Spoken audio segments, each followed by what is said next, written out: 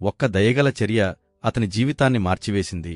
ఇది చాలా కాలం క్రితం జరిగిన సంఘటన. ఆ గ్రామం పేరు కోయిలగూడెం. చిన్న చిన్న మట్టి ఇళ్ళు, పచ్చని పొలాలు, నదిలా పారే మంచి మనసులు ఉన్నవారు అక్కడ నివసించేవారు. ఆ గ్రామంలో ఒక యువకుడు ఉండేవాడు.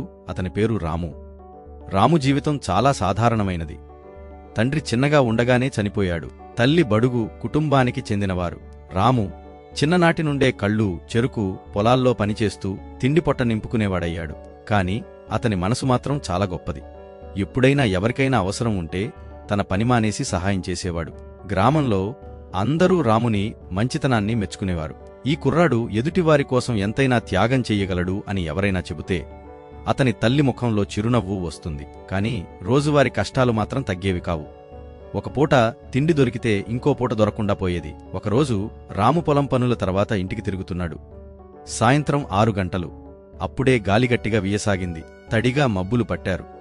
వర్షం పడబోతున్న సంకేతాలు కనిపించాయి. రాము తన అడుగులు వేగంగా వేస్తూ ఇంటివైపు పరుగులు పెడుతున్నాడు. అంతలో రోడ్డు పక్కన ఓ ముసలివాడు కూర్చున్నాడు. అతని ముఖం బాగా క్షీణించి ఉంది. చేతిలో ఒక కర్ర, గుడిసెలాగా బద్దలైన వస్త్రాలు. వర్షం పడబోతున్నట్లు తెలిసి ముసలివాడు భయంతో ఎటు వెళ్తాలో తెలియక గందరగోళంగా కనిపించాడు. రాము ఆగిపోయాడు. ఒక క్షణం ఆలోచించాడు.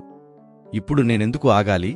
నా ఇంటికెళ్ళిపోతే నాకే బాగుంటుంది. కాని ఈ ముసలివాడి పరిస్థితి చూసి నా మనసు దిగులుగా ఉంది.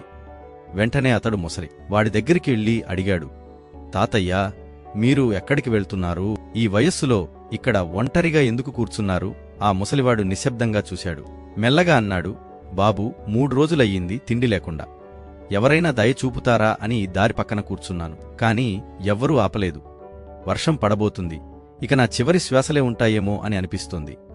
ఆ మాటలు రాముని గుండెను తాకాయి. వెంటనే తన చేతిలో ఉన్న చిన్న సంచిని తీసి అందులో ఉన్న 2 చపాతీలను అతనికి ఇచ్చాడు. వాటిని రాము తల్లి తన కొడుక్కోసం కష్టపడి చేసి పెట్టినవారు. కాని రాము వాటిని తాతయ్యకిచ్చాడు. తాతయ్య, ఇవి తినండి. ఇవే నా భోజనం. కాని మీ ఆకలి ముందు అవి అంత ప్రాధాన్యం కాదు. నేను తిండి మళ్లీ సంపాదించగలను. కాని మీరు ఆకలితో బాధపడకూడదు. ముసలివాడు ఆశ్చర్యంతో రాముని చూశాడు. తినడం ప్రారంభించాడు. ఒక్కొక్క ముక్కను తినేటప్పుడు కన్నీళ్లు కారుస్తూ చెప్పాడు, ఇలాంటోళ్లవలే నేనెప్పుడూ వెతుకుతున్నాను. బతుకులో నమ్మకం పోయింది. కాని నీవు చూపిన ఈ దయ నాకు వెలుగు చూపింది. బాబూ, నీవు చేసిన ఈ సత్యకర్మం నీ జీవితాన్ని ఓ రోజు వెలుగుల పటంగా మార్చుతుంది. ఆ రాత్రే రాము తాతయ్యను తన ఇంటికి తీసుకెళ్లి ఓ గదిలో కుదురుగా నిద్రపుచ్చాడు. తల్లి మొదట అభ్యంతరం చెప్పినా రాముని మాటలు విన్న తరువాత అంగీకరించింది. ఆ అర్ధరాత్రి ముసలివాడు లేచి రాముని పిలిచాడు. అతని చేతిలో ఓ చిన్న సంచి ఉంది. అతను మెల్లగా చెప్పాడు, బాబూ, నేను మామూలు ముసలివాణ్ణి కాదు. ఒకప్పుడు రాజసభలలో పండితుడిగా ఉన్నాను. కాని అహంకారం వల్ల అన్నీ కోల్పోయాను. ఆనాటి నుండి తినేందుకు కూడా అలమటించే స్థితికొచ్చాను. కాని నీవంటి మంచి మనిషిని చూశాక నా కలిగి తీరింది. ఈ సంచి నీది. దీని లోపల ఒక అరుదైన పచ్చరత్నం ఉంది. దాన్ని అమ్ముకుంటే నీకు మంచి భవిష్యత్తు దక్కుతుంది. కాని ఒక్కటే, కర్మను ఎప్పుడూ మర్చిపోకే. అన్ని చెప్పిన తరువాత ముసలివాడు ఆ రాత్రే వెళ్ళిపోయాడు. ఉదయాన రాము లేచి చూసేసరికి తాతయ్య కనపడలేదు. కాని రత్నం మాత్రం అక్కడే ఉంది.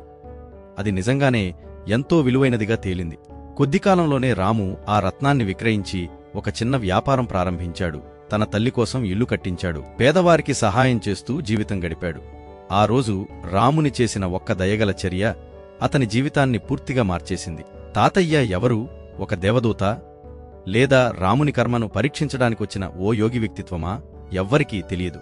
కాని రాము మాత్రం తెలుసుకున్నాడు, మన కర్మ ఎలా ఉంటే మన ఫలితాలు అలానే వస్తాయి. కాని మన కర్మలో దయ, సహనం, సహాయం ఉంటే ఆ కర్మ మన జీవితాన్ని ఆశ్చర్యంగా మార్చేస్తుంది.